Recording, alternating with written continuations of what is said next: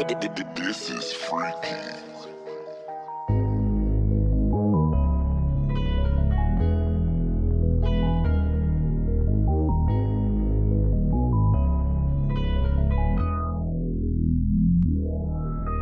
Alors, Mitra dit, parle-nous de l'amour. Et il leva la tête et regarda le peuple assemblé, et le calme s'étendit sur eux. D'une voix forte, il dit, quand l'amour vous fait signe, suivez-le. Bien que ses voix soient dures et rudes, quand ses ailes vous enveloppent, cédez-lui. Bien que la lame cachée parmi ses plumes puisse vous blesser, et quand il vous parle, croyez en lui. Bien que sa voix puisse briser vos rêves comme le vent du nord, dévaste vos jardins. Car de même que l'amour vous couronne, il doit vous crucifier. De même qu'il vous fait croire, il vous élague. De même qu'il s'élève à la hauteur et caresse vos hanches, vos branches les plus délicates qui frémissent au soleil, ainsi il descendra jusqu'à vos racines et secouera les emprises à la terre. Comme des gerbes de blé, il vous rassemble en lui. Il vous bat pour vous mettre à nu. Il vous tamise pour vous libérer de votre écorce. Il vous broie jusqu'à la blancheur. Il vous pétrit jusqu'à vous rendre souple. Et alors il vous expose à son feu sacré, afin que vous puissiez devenir le pain sacré du festin sacré de Dieu. Toutes ces choses, l'amour l'accomplira sur vous, afin que vous puissiez connaître les secrets de votre cœur. Et par cette connaissance, devenir une parcelle du cœur de la vie. Et si dans votre appréhension, vous ne cherchez que la paix de l'amour et le plaisir de l'amour, alors il faut mieux couvrir votre nudité et quitter le champ où l'amour vous moissonne. Pour le monde sans raison, où vous riez, mais point de tous vos rires, et vous pleurez, mais point de toutes vos larmes. L'amour ne donne que de lui-même et ne prend que de lui-même. L'amour ne possède pas, il ne veut pas être possédé, car l'amour suffit à l'amour. Quand vous aimez, ne devriez pas dire « Dieu est dans mon cœur », mais plutôt « Je suis dans le cœur de Dieu ». Ne pensez pas que vous pouvez infléchir le cours de l'amour, car l'amour, s'il vous en trouve digne, dirige votre cours. L'amour n'a d'autre désir que de s'accomplir. Et si vous aimez ce que vos besoins doivent avoir de désir, qu'il soit ainsi, pondre et couler comme le ruisseau qui chante sa mélodie à la nuit. Connaître la douleur de trop de tendresse, être blessé par votre propre compréhension de l'amour, et enseigner volontiers et dans la joie. Se réveiller à l'aube avec un cœur prêt à s'envoler et rendre grâce pour une nouvelle journée d'amour. Se reposer au milieu du jour et méditer sur l'extase de l'amour. Retourner à sa demeure au crépuscule avec gratitude et alors s'endormir avec une prière pour le bien-aimé dans votre cœur et un chant de louange sur vos lèvres. Oh, je ne peux pas vivre dans l'ignorance. Il me faut voir, entendre et abuser. Entendre nu et te voir nu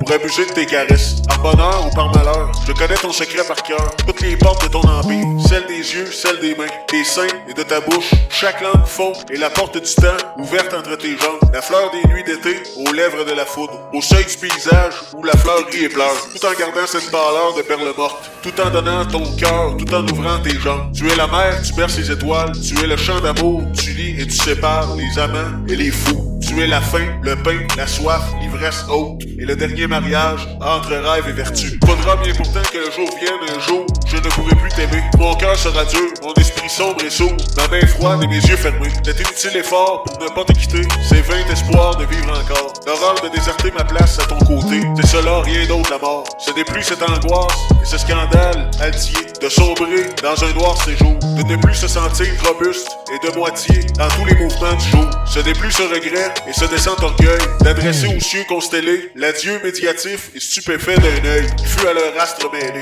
Mais n'être plus parmi les humains inconnus qui vont chacun à leur labeur, la main forte et fidèle où tes doigts ont tenu le sein où s'est posé ton cœur. N'être plus le secret qui dit c'est moi qui prends ce qui te tourmente et te nuit. N'être plus ce désir anxieux et souffrant qui songe à ton sommeil la nuit. N'être plus ce baiser qui tient ses feux couverts dont parfois tu n'as pas besoin. Et qui saurait t'offrir un brûlant univers si tes vœux réclament ce soin. N'avoir plus, ayant tout acquis et possédé, cette tâche modeste enfin, de pouvoir sans emphase être prête à t'aider quand ton esprit a soif et faim.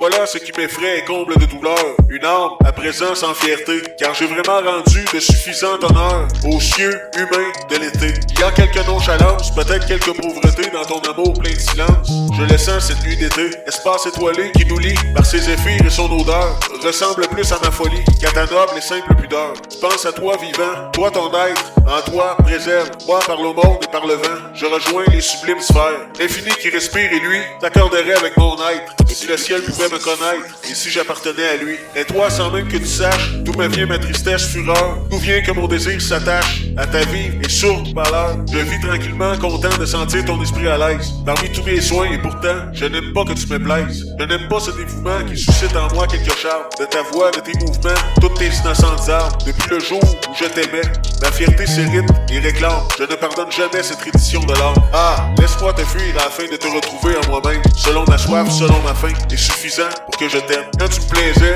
tant que j'en pouvais mourir, quand je mettais l'ardeur et la paix sous ton doigt, quand je riais sans joie et souffrais sans gémir, afin d'être un climat constant autour de toi. Quand ma calme, obstinée et fière, des raisons, me confondait avec le puissant univers, si bien que mon esprit te voyait sombre ou clair, selon les ciels d'azur ou les froides saisons, représentait déjà qu'il me faudrait guérir du choix, suave et dur de ton être sans feu. J'étendais cet instant où l'on voit dépérir l'enchantement sacré d'avoir eu ce qu'on veut. Instant éblouissant et qui va d'expier, ou rusé, résolu, puissant, ingénieux. L'invincible désir s'empare des beaux pieds, et comme une tirse, en fleurs s'enroule jusqu'aux yeux. Peut-être ton esprit, à mon âme liée, se plaisait-il parmi nos contraintes sans fin. Tu n'avais pas ma soif, tu n'avais pas ma faim, mais moi je travaillais au désir d'oublier. Certes, tu gardes de m'avoir fait rêver, un prestige divin qui entra ton cœur, mais moi l'esprit toujours par l'ardeur soulevé, et qu'aurait fait souffrir même un constant bonheur. Je ne cessais pas de contempler sur toi, il me fut imposant plus qu'un temple et qu'un dieu.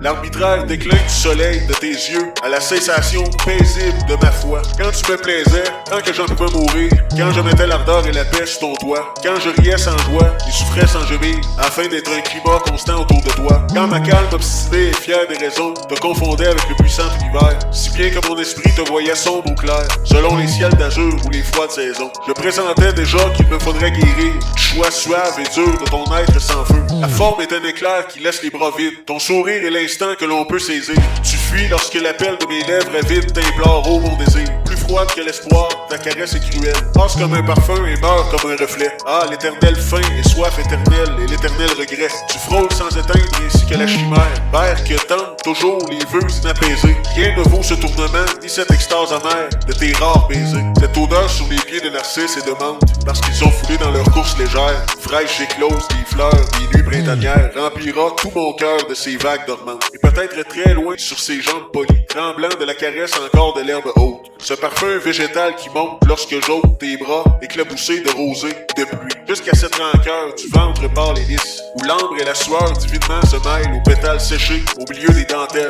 quand sur les bancs d'ombre inertes mes mains glissent.